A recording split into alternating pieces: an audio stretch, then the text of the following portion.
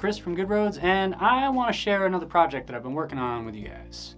I've made quite a few fingerboard presses over the years.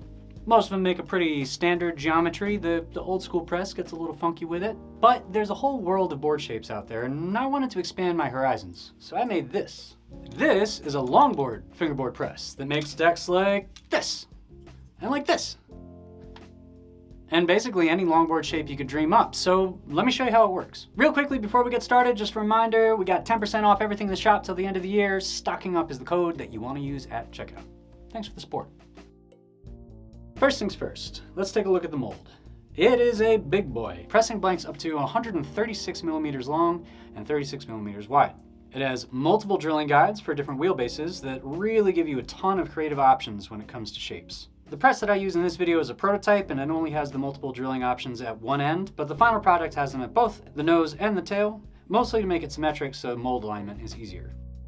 It has fairly mellow 18-degree kicktails and a very subtle 2mm deep rocker between the bolts. It has a 2.3mm deep compound concave with wheel flares, and it has the same built-in clamping and alignment mechanism that's in all of my presses. And outside of being large, you use it the same way as the other presses too. I'm using Gorilla Glue as my adhesive and a packing tape wrapped veneer cutoff as my squeegee.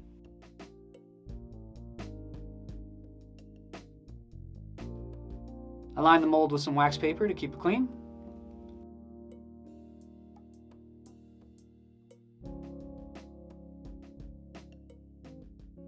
Lay down my first ply. Give it a coat of glue.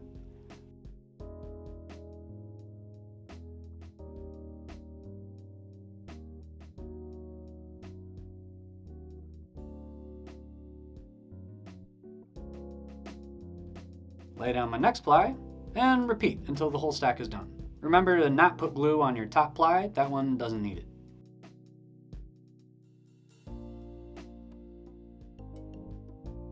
I'm going to be pressing two decks for testing.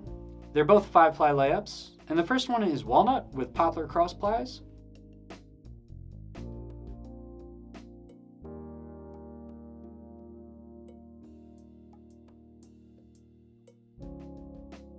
Between the two decks, I'm adding another sheet of wax paper to make them easier to separate when this is all pressed together. And the second deck is maple with these mystery wood cross plies that I found in my material box.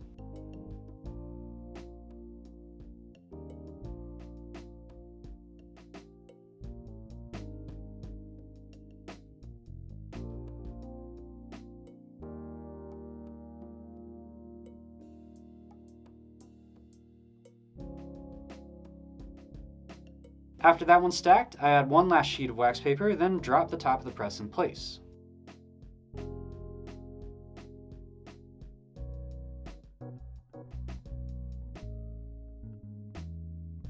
And now for the fun and important part, clamp the snot out of it.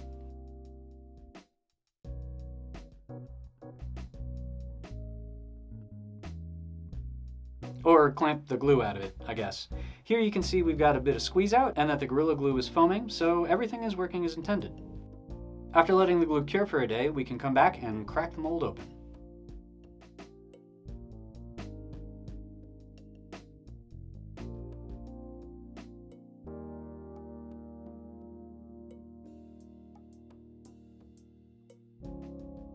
Looks pretty good so far. I can cut some of this flashing away.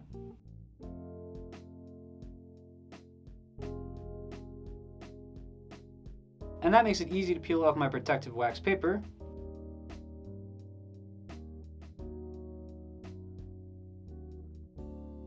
And split the two deck blanks apart.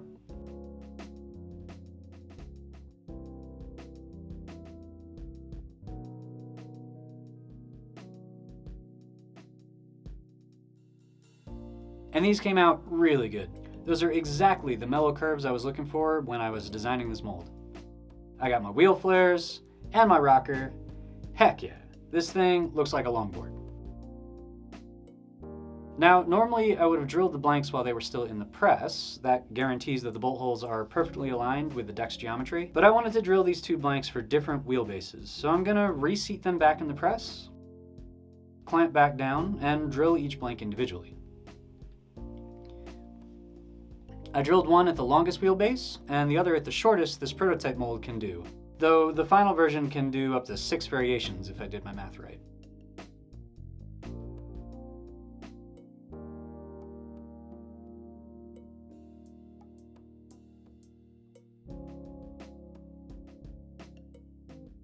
And for the longer deck, I'm going to use the shaper that comes with the kit. This makes a dancer style shape.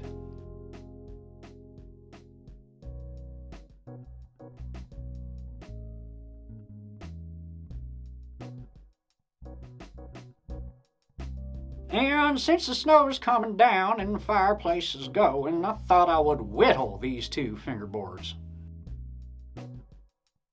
Now, do I recommend rough shaping your boards this way? No. I've got examples of better, faster, safer techniques in other videos, but I was feeling rustic on this one and I didn't want to use any power tools.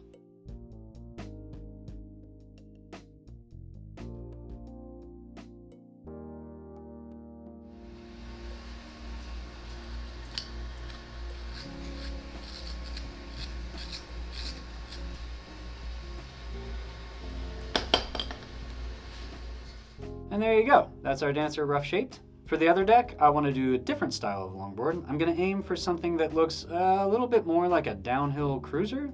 Let's see how this works out. I grabbed some paper, drew out my shape,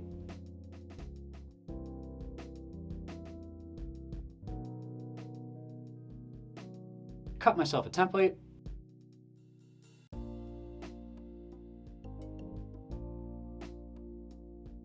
traced one side onto the deck, and then the other.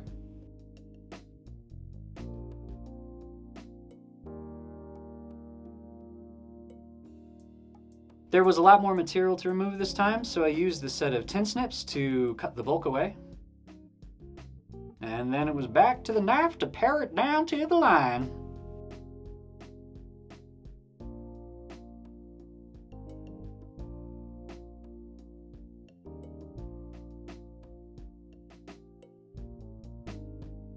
After that, I grabbed some sandpaper and smoothed everything out while refining the shapes.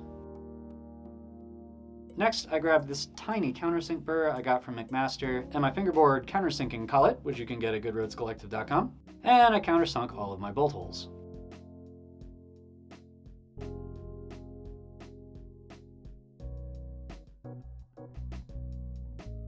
And I don't want to go crazy on the graphics on these guys since they're just tests, but let me try out some of these 3D printed stamps that I made.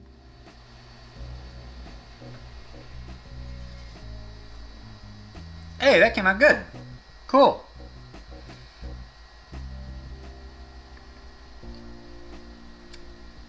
That one came out less good.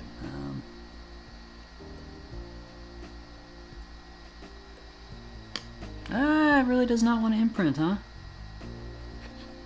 It looks terrible. I'm gonna have to sand that and redo. I don't know, figure something else out. Oh no! Fix my little stamping error. I used a razor to scrape off the very top layer of wood that had the ink embedded in it.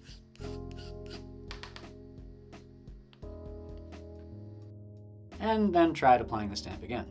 This time around I used the shaper block as a jig to try to keep the deck steady and give it something solid to push against.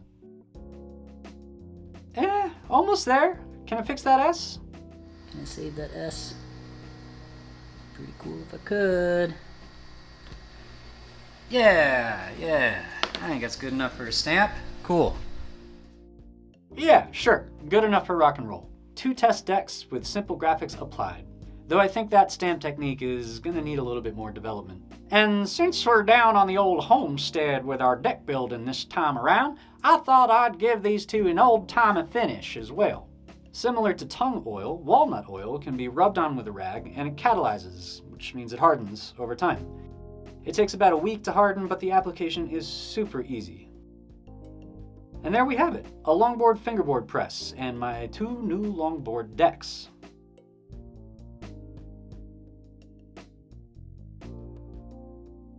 And just for comparison, here's the dancer next to a standard fingerboard deck. And here's the street deck press alongside the longboard press, side by side. These boards are large, and just like with longboarding, there's a whole new bunch of trick possibilities that I think these will open up. So there you have it, Longboard, fingerboards.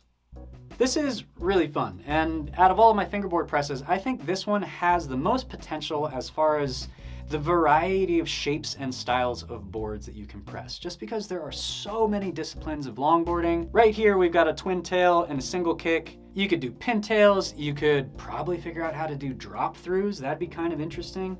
There's just a huge variety of different shapes and different styles of boards and different styles of riding that you can do with a press that makes a large variety of boards. So, if you want to grab one for yourself, the press and the print files are both available at goodroadscollective.com. As well as some other presses. I have 2 street style molds with different concaves and an old school style press. It's got sort of a relaxed nose on it and a mellower concave, and it comes with sort of a Coke bottle fishtail kind of deck shaper by default. That one's really fun. It doesn't get enough attention. Maybe I should make some more shapes for it. Reminder too that anything you get from the shop is 10% off until the end of the year as long as you use code STOCKINGUP at checkout. If you're interested in either of these boards, I'm going to be giving them away over on Patreon. I'm going to give away the downhill deck as a deck, and I'm going to be giving away the dancer as a complete. If you want that, just sign up for the Patreon. There's a post there. Just comment on the post and I'll pick somebody. I kind of got to this place with the Patreon where I wasn't really sure how I could add value to it. I make more board stuff than I can use, and I figure if I have projects like this, I can just give them away and they can go to you guys as sort of a thank you for supporting. You guys are the ones who are making these experimentations possible anyway. And then maybe instead of just sitting on the ever-growing pile of boards that I have, this will go to someone who will have some fun with it. I think that'd be a kind of cool way to do it. That's going to be it for this project, at least for now, so I hope you dug it. Let me know what kind of press you'd like to see me make next, and yeah, I know you guys want me to do fingerboard wheels. I'm working on it. It's hard. Physics really doesn't want that to be easy, but I'm working on it. We'll get there eventually. But in the meantime, what kind of press do you want to see me make? Do all the things that make the algorithm happy. Thanks for watching the vid. Until next time, I'll see you soon.